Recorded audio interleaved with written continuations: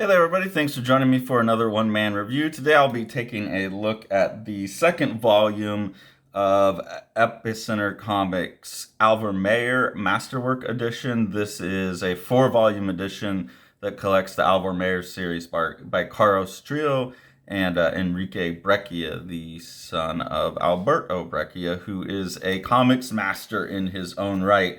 And that's pretty much what we're going to talk about looking at this volume. The story by Carson Grubaugh is pretty simple, episodic, where you have the titular character, Alvar. He's a white guy in South America during like the colonial times. But he's very connected to the Amazon and all of this, and is kind of a guide, and he's helping people get to the Golden City. So they just kind of go on different little adventures. But there's nothing really there to comment on in any depth. But what there is to comment on is just a bunch of really cool stuff going on in the artwork. I think Enrique Breccia is someone who's obviously like raised in a household with a master artist, and so was exposed to, and an artist in Alberto Breccia who has a wide variety of working modes. And from what I've seen of Enrique Breccia's stuff is that he's also like probably even a wider range of styles. So someone that grew up in a time and saturated by masters in the medium and then grew up in the household. So someone who I think really absorbed like a ton of different techniques in terms of like laying ink down on the page. And this book has some of them, but not even all of them. So I'm really excited to go through, and some real beautiful compositional stuff too. Right out the gate, there's this really beautiful like picture of the sun over the ocean here. And I just really think that the hatching on this is handled very well. It makes the sun feel like it's radiating, but also because the hatchwork goes in so many different directions, there's no sense of motion or volume. It's just random. It's air, and so that works so well throughout here, that like air filled motion. And then you can see some of these really cool like little cutouts, these little like Sergio Topi chunked out bits, making, and like the birds here bleeding off the panel make for some just really great compositional choices. Really fun rhythmic sequence here with this dagger being thrown.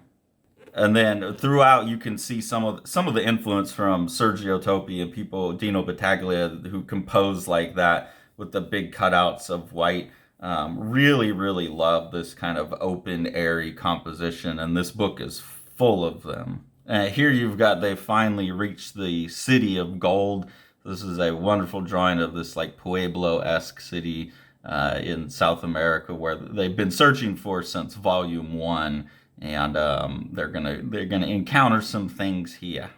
I absolutely love this drawing of this little dwarf guy with the pot stuck to his head. He's even got the handle helping it keep on, and he's riding in on this gigantic pig. This just shows some of the amazing brushwork that Enrique Breccia has, and the character design and just sense of composition as well. That character cracks me up. But yeah, you can see his really almost like Joe Kubert-esque brushwork in places. Here's another nice one of those really like open, airy compositions. Also, you can see just like when you're composing like this, the spotting of blacks is really important. So Breccia is a master at spotting blacks. I think this page in particular, for whatever reason, but looking through this book, the thing that kept coming back to me was that Enrique Breccia kind of sits at the hinge of like all of the previous masters and then a bunch of modern masters as well.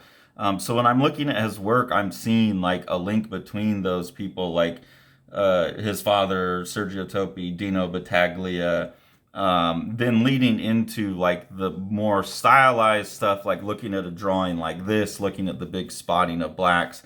You can see like the influence then setting up for an artist like Jose Munoz, and I think a lot of other artists like Carlos Mejia and Carlos Esquerza coming out of this. So I don't know the timeline on all of those people, but it feels like Enrique Breccia is like in the middle of that modern masters, and then the switch to the more stylized, the older masters and then the modern masters.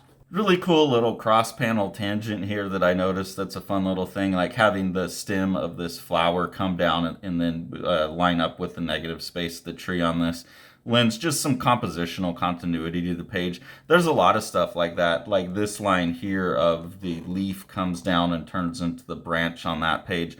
Little things like that that help the page itself feel like very solidly considered as a meta composition. And there's another example of that here on the next page where the gutter of the panel comes up and doesn't quite line up with the stem, but the stem like lines up with the edge of the panel border there. And because the white's not lined off either, because Breccia is always, not always, like this one has the white around it, but oftentimes would like drop this and let the white bleed in. It almost looks like this flower's growing up out of the gutter right there.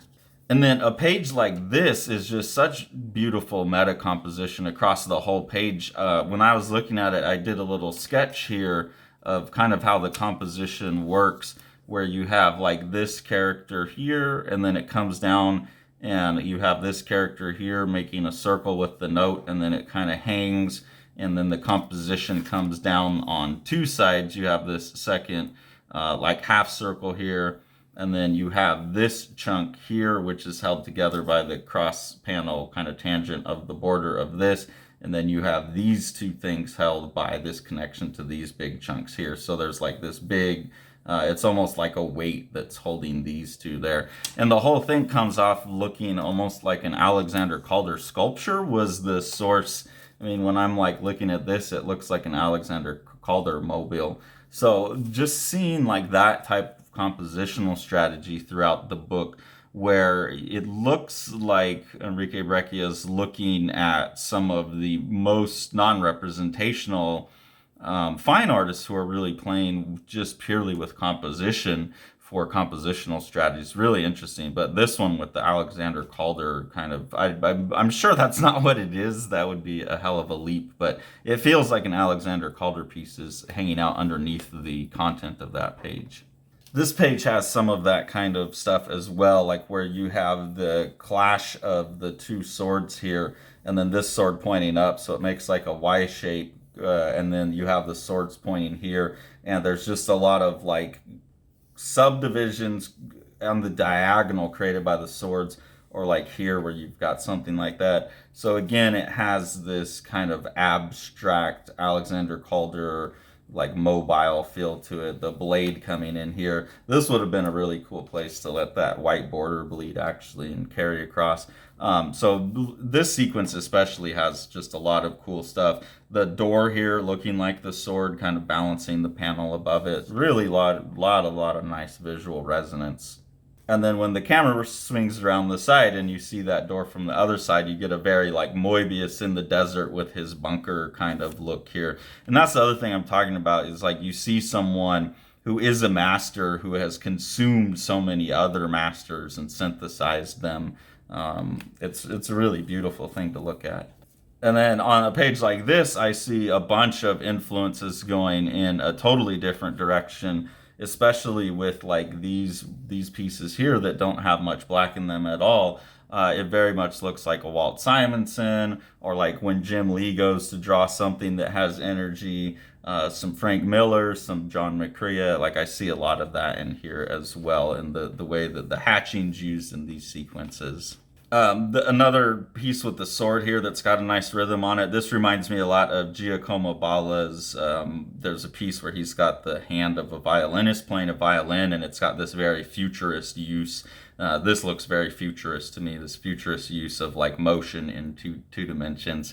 So I see like it's not only that Breccia is looking at like the history of the masters of comic art, but he's looking at the, as far as I can tell, looking at the masters of the like museum bound, I don't want to say fine art world, like it's a different thing, but the gallery bound fine arts, and incorporating some of the ideas from there as well, which is wonderful to see. Another page with less black on it where I really like the composition. I really like the line quality up in here too. This is where I'm saying I could see a lot of people just seeing this line quality and building a whole style just off the line quality on these couple pages. Beautiful drawings of hands right here, super expressive. Another really nice hand. You got that really nice chunky hand. You could see Breccia is really comfortable flowing back and forth between different tools, using brushes, using pins, and then flipping like to have thinner line weights, chunkier line weights, and it can really adjust. Like I need some big chunky line weight for this big meaty hand, and pulls it off just as well as he'll pull off something with a lot of thin, delicate lines. Awesome panel right here. I just love the composition on this panel with Alvar breaking out and leaning up against the other panel. I also like this little like elf guy. And then down here with some of this stuff, I also see like Esteban Mataro, is that his name? Some of the Filipino artists, like some of the influence. And again, I don't know which way that influence goes, just that there's a lot of different things in the mix in this book. There's a really funny sequence in the writing, the one piece of the writing that I do want to comment on, where a character's telling like a little parable, and they're telling of a character that walks in and asks a witch to, he says, I want you to turn me into a being that possesses the ferocity of the tiger, the cunning of the fox, the cautiousness of the serpent, and the malignity of the wasp. And she's like, oh, okay, I'll do that for you. And boom, like, da da da. And it's, what have you transformed me into? Into a white man. Fair joke. And then this drawing here, I don't know why this just caught my eye, but it's so good. Something about the hair and the face. Actually, that kind of looks like Sean. Maybe that Sean Enrique Breccia did a portrait of you here, buddy. We gotta get you a little cross and take a picture of you in that. But yeah, I just really love the looseness and freshness of this. I think that's what I'm seeing in this volume as a total as well compared to the last volume, is that Breccia's style is opening up and getting a little bit looser, getting a little bit like fresher with the mark making. So I'm really excited to explore the final 2 volumes of this. And I didn't think I was going to make a video on this one because I felt like I'd already covered all the story content. But given what I'm seeing in this, I'll probably be making videos about the 3rd and 4th one. The Eisner nominated The Strange Death of Alex Raymond by Dave Sim and myself. This is a gorgeously illustrated and designed book. Dave doing most of the illustration. Amazing compositions throughout. What Dave is doing is he's recording his obsession with the death of master cartoonist Alex Raymond behind the wheel of Stan Drake's car when they got into a car crash. The best description of the book that I've heard is that it's like understanding comics with pages like this, mixed with something like From Hell when you get into the theories about, you know, what actually happened with the car crash. And then with Sean on production, it's just one of the most gorgeously printed books you could get a hold of.